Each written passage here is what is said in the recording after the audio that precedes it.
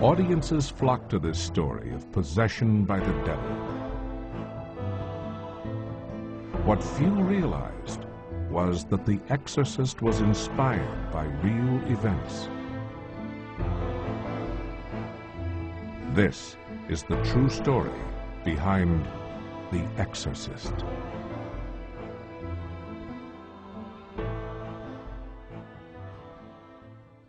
Bill Blatty was an undergraduate at Georgetown University when all of this occurred, and he started taking notes on it, and over a 15-year period, he put together this novel. He changed the character of the young man into a young girl. One day I picked it up on the road somewhere and read it, and I thought it was sensational. And then when he told me it was a true story, my curiosity was even more piqued. It's a classic story. It's a timeless story about timeless events, about the inexplicable nature of good and evil. I think The Exorcist has echoes into all of that. I think it represents the constant struggle that is alive in every human being on this planet, in that we are all a battlefield for good and evil. Well, it all starts in January of '49 in Mount Rainier, Maryland, which is not too far from Washington, D.C. It's a small street. There are bungalows on it. In one of the bungalows, not too well off, but they're struggling people. There's a father and mother, a boy named Robbie, who's 13, and a grandmother. There's also another person in this situation. A frequent visitor was an aunt from St. Louis. The aunt was a spiritualist, meaning that she really does believe that when people die, they simply go to the other side and they can communicate with us, the living. They also played up the Ouija board together. And she told Robbie that the Ouija board was a way in which the living can contact people on the other side.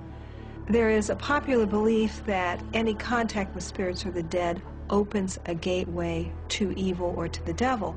And that particular bias in our society goes back to the Jewish scriptures, clear back to the time of the prophets, when it was forbidden to traffic with evil spirits, and it was punishable by death. Shortly after his aunt's visit, strange things began to happen. One night, it's a Saturday night, the mother and father go out. The grandmother and Robbie are sitting around in the house, and they start to hear scratchings in the walls. And at first they think it's just the mice. An exterminator is brought in, they can't find any rodents, and meanwhile, night after night, the scratchings continue. And the scratchings are not all that's happening. Fruit is flying off the table is turning over, chairs turn over, a vase flies through the air. And in the grandmother's room, there's a painting of Christ, and the painting starts to move on the wall as if somebody is behind it, pounding it. And in Robbie's own room, the mattress seems to have scratchings in it. There's even one night he says it's as if there's marching feet inside the mattress. Then, on January 26th, Robbie's beloved aunt dies. Robbie is devastated by the loss.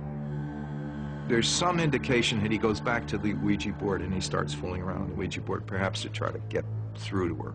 Now, Robbie himself was changing. During the day, he was becoming agitated and withdrawn. At night, he was plagued by nightmares, while the bizarre events surrounding him continued. Well, this goes on for quite a while, and then the family turns to its minister, a Lutheran minister. His name is the Reverend Schultz. Schultz believes in parapsychology, the idea that objects can fly because our mind can make the objects fly. Well, while I was working at the Institute for Parapsychology, I found some documents related to the case, such as the correspondence between J.B. Ryan and Father Schultz. March 21st, 1949. Dr. J.B. Ryan, Department of Psychology, Duke University. Dear Dr. Ryan, we have in our congregation a family who are being disturbed by poltergeist phenomena. The phenomena is apparent only in the boy's presence. I had him in my home on the night of February 17th and 18th to observe for myself. Chairs moved with him, and one threw him out. He took this boy into his home, probably because he thought he was pulling something over on his parents in his own house, and he thought, get him in my home. He can't do this as easily. He states that things continued to move there. He was pretty shaken up by that. Well, he said that he put the boy on the bed, and whenever he would put the boy on the bed would begin to shake. And then he said that he made a mattress on the floor, but the mattress glided with the boy on it under the bed. I have no scientific explanation for the bed moving, and I don't believe that science can explain that. Poltergeist phenomena surrounds an adolescent, a person, who is undergoing a deep-seated stress, a psychological conflict, and somehow the energy gets transferred outside of the body by some unknown mechanism. I think it's very possible there is a scientific explanation for it that we do not yet understand, just as people in the 1600s would not have understood electricity. I had their physician place the boy in the hands of the county mental hygiene clinic under Dr. Mabel Ross of the University of Maryland. She and her staff had 2 interviews with the boy. He was to have gone for a third, but meantime words appeared on the boy's body, according to the family and friends. Why Robbie never showed up for the 3rd psychiatric assessment is not known. His parents may have been frightened off by a series of newspaper articles published that same month, exposing the deplorable conditions in the state mental hospitals. There were 9,000 men, women, and children crowded into wards, wrapped in straitjackets, tied to chairs, neglected. Medical treatments were barbaric. Very few patients were ever released. I don't think psychiatry had a lot to offer them at that time. The stigma of mental illness in 1949 was huge. People didn't talk about having mental illness in their family. If you had a family member that went to a state hospital, that was a shame. You hid that. You covered it up. I am not surprised they sought out the clergy. And so the Reverend Schultz, who has seen this himself and doesn't know what it's all about, but does get a sense of evil, he goes back to the parents and tells the parents, this is something that Catholics understand. You better go see a priest. What I wonder about with him is he remained skeptical and he thought it might be poltergeist, yet he referred him on to a Catholic priest, knowing that the Catholics know about exorcism. Seems to me there's a subtle suggestion there to the family that it was demon possession. Robbie's parents took Reverend Schultz's advice. They went to nearby St. James Catholic Church in Mount Rainier, Maryland, where they consulted with a Father E. Albert Hughes. Many years later, Father Hughes confided in his associate pastor, Father Frank Bober, about his chilling encounter with this young boy. Father Hughes, at that point in time, was young, ordained just a few years. Hello, Father Hughes. Thank you so much for seeing us, Father. Of course.